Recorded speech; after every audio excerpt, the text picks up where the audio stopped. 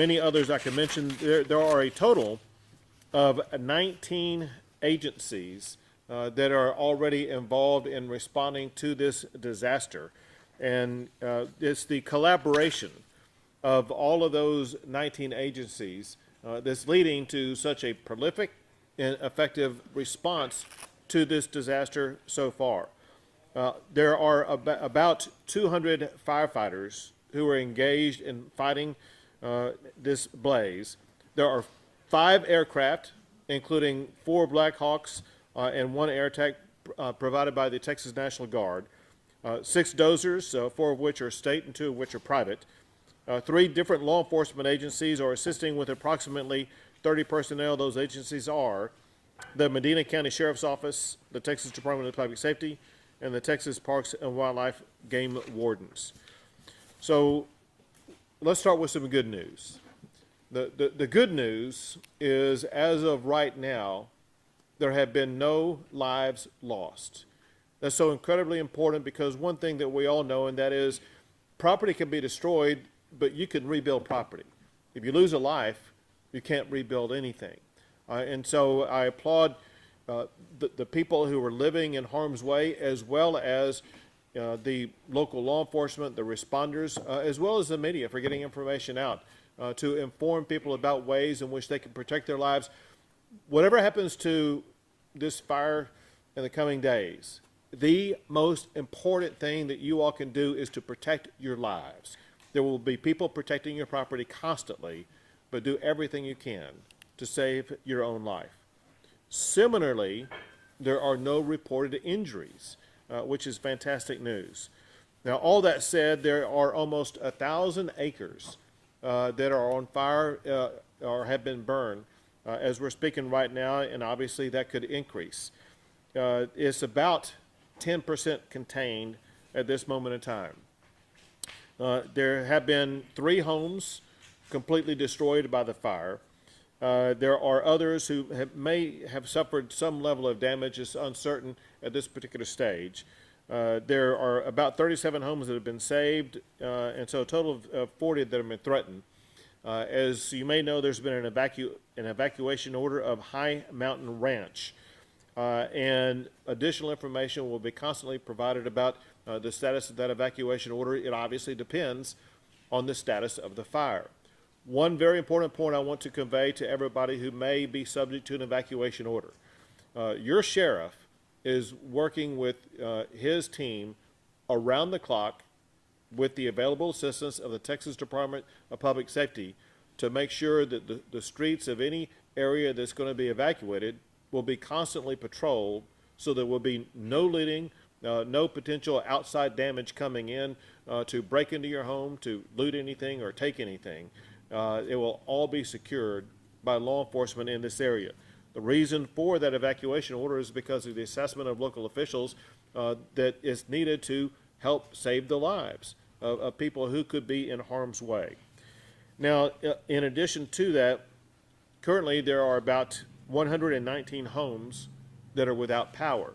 The reason for that is because the fire either has caused damage to power lines or power structure, or power lines and power structure are in the imminent pathway of being harmed or destroyed by the fire, which of course could lead to even more and greater damages.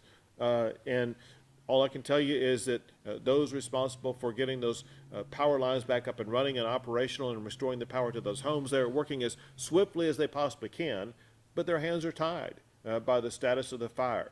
So if you happen to be in one of the homes without power, just know that there will be people working around the clock to get that restored as quickly and as safely as it can be restored. Because of the level of damages that have already been sustained here in Medina County, I'm going to be issuing a disaster declaration for Medina County.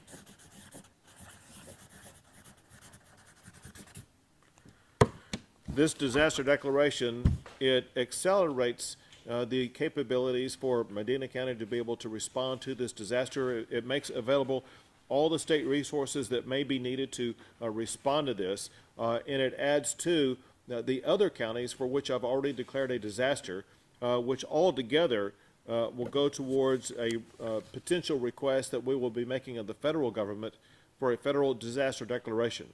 For a recap of that, in addition to Medina County, I've already declared disasters in Blanco, Brown, Comanche, Erath, Hood, Potter, Runnels, Williamson, Brooks, Coleman, Eastland, Grayson, Mason, Rendell, and Starr counties.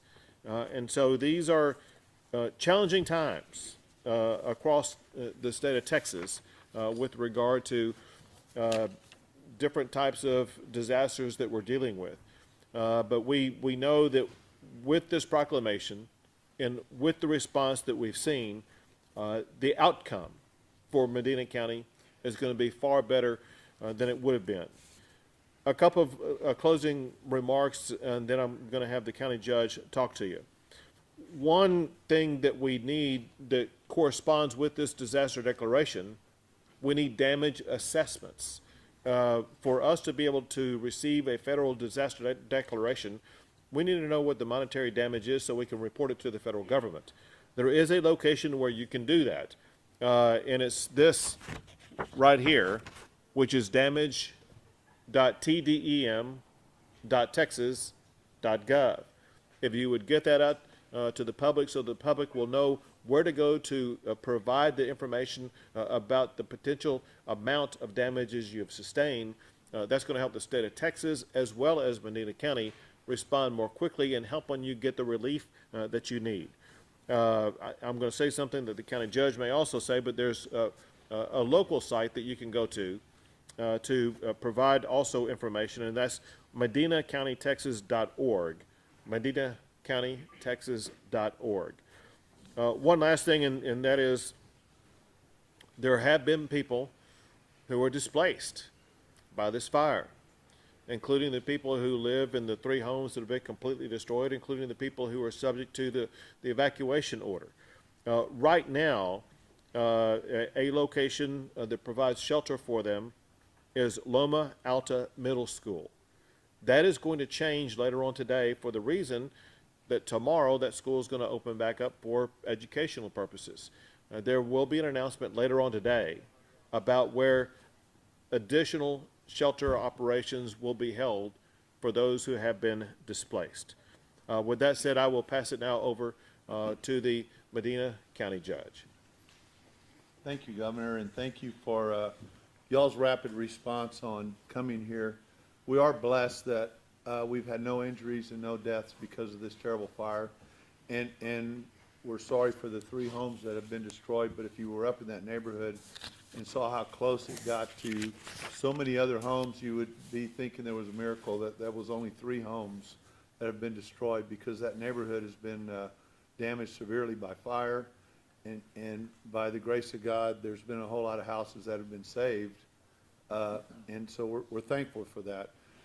Most importantly, I guess we're thankful to you and Chief Kidd and TDEM and the A&M Forest Service and the 19 or 20 different organizations that have come to this county to help us. I'm impressed that we're sitting here and there's people coming from East Texas, North Texas, West Texas, from places I've never heard of. I had to stop a guy the other day and say, I'm sorry, but where is Needham, Texas at? And it's not even on the map, but we've been blessed that so many organizations have come to help, and we hope that we can repay that favor to those places, hopefully not because of a disaster like this, but we have been blessed. Our local emergency services district has done a tremendous job, and the organization that has come to us from the state and local government has been tremendous. Today, by the grace of God, we're going to hold on to this fire, and it's not going to go any further. And I don't want to jinx us, but we are, as we sit here right now, it's kind of being held, but it just takes one spark to set it off again. And yesterday, that's what happened at about 10 o'clock or 11. One spark took it off again, and it became another disaster. So, but I can't say enough about the response that the state and all the organizations here have done for us. And, just pray to God that I asked Chief Kidd First thing he asked me, what do you need? I said, rain. And I'm still waiting on that. Yes, sir. So please, we just need some rain and, in more ways than one to help us all out across this state. But, thank you so much for all that y'all have done. Thank you. Appreciate it. And now the Medina County Emergency Manager, Keith Lutz. Yes, sir. Thank you, Governor. Just going to really kind of piggyback just a little bit off of what the judge said, but really just starting at the response, the very beginning, and that would be our local responders, first responders, did a fantastic job of assessing quickly and calling and saying we really need some assistance. And we reached out immediately to the Forest Service. As they said, you know, we've lost 1,000 acres, but I truly believe if it wouldn't have been for the quick response of the state, I mean, it could be easily double that or more right now.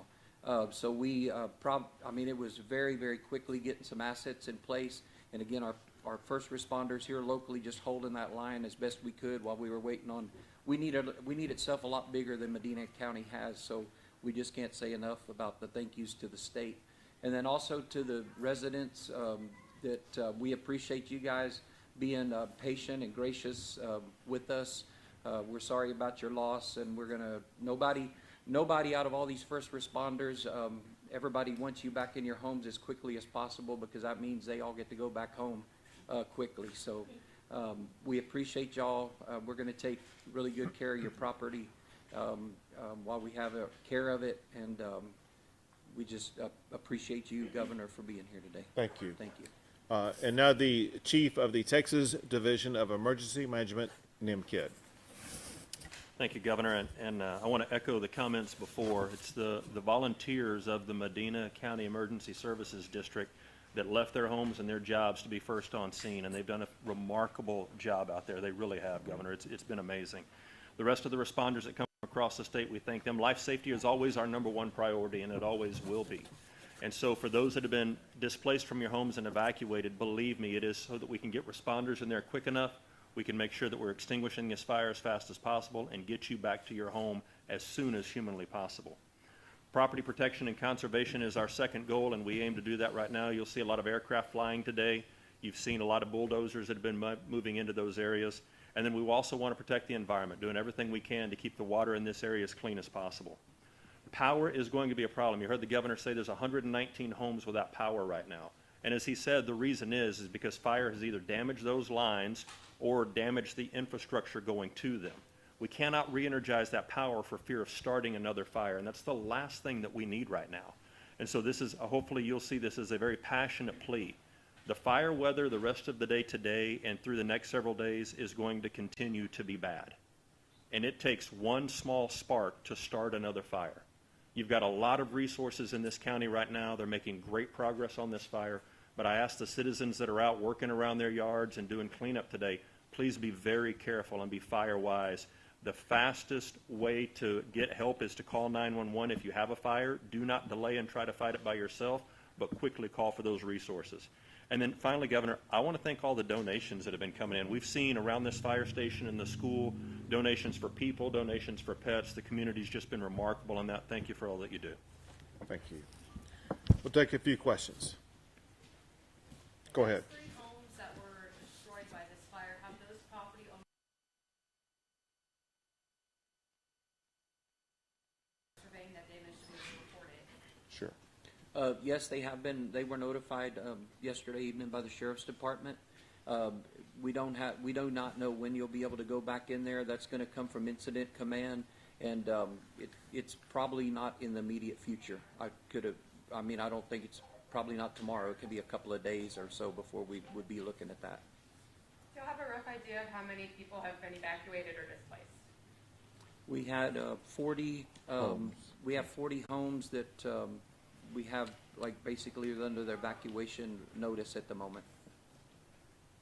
It's my understanding that this fire was caused by a vehicle fire. Correct. Do we know any more information on how that vehicle caught fire to begin with? Some type of mechanical issue. Of course, it's on one of our county roads that have a lot of vegetation on the side of them, and when they began to have mechanical issues, they just naturally pulled off the side of the road, which would be a good message. You know, we're not taught to block the roads, but in current conditions, staying up on the asphalt with a burning vehicle is not a bad idea right now, but that's what caused it. It just, the vegetation caught fire, and it was very big, very quickly.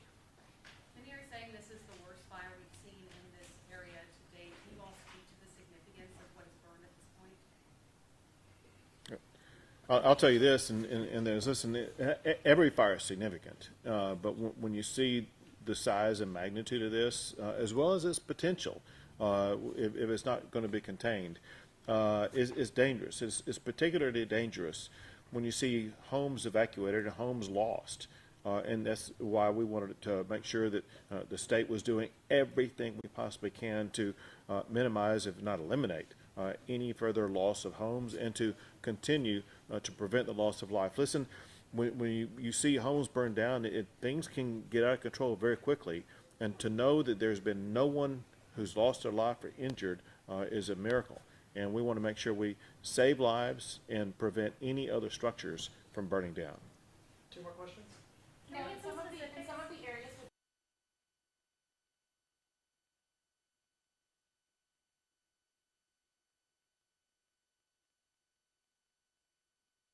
or some medication that they need to function on a daily basis, there was a possibility of maybe having escorts helping them go in and find their pets or their medication. Can you talk Yes. about that? We have done that. We've had some that have needed that, and yes, through the incident command, and then we'll put them either with the fire personnel or law enforcement and get them if it's a needed supply. And will any agencies be helping with medications that may be needed for people that might not be able to go back home? Yes. Yeah, we'll work with the local officials, the sheriff's department, and the firefighters. If that comes to the point, then we'll work with our local pharmacies to make sure that they're taken care of. Final question? What's the best way for people to be notified when they can go back home? You say a few days. I mean, we're kind of just, it's a waiting game right now because of the weather, right? Yes, so a couple of things. One of them, we're trying to post everything to the Facebook page on the Medina County Office of Emergency Management. We also have, if you go back to the governor gave you our website, medinacountytexas.org. On the opening page, there's a logo, kind of looks like the Alamo. It says ARC on it. That's iInfo, how we send out all of our emergency messaging for the county. We highly encourage, not just for this occasion, but to sign up for those notices, because it goes on that immediately as well. So if you could register for that information, that would be the place to do that.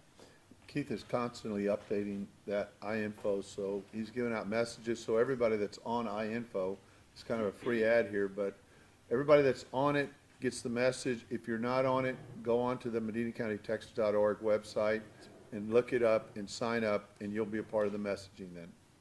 Great, thank you. Thank you all so much for getting the message out. Thank you.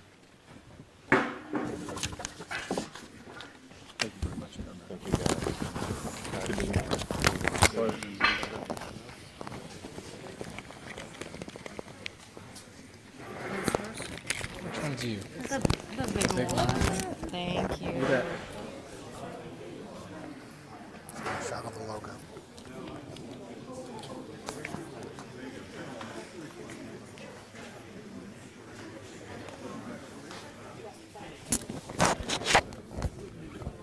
Ma'am? Right here. Oh, Jeff. The oldest one here. Oh, were you looking for the mic? Yeah. I got it. I went back to my old one. And, thank you very much. You bet.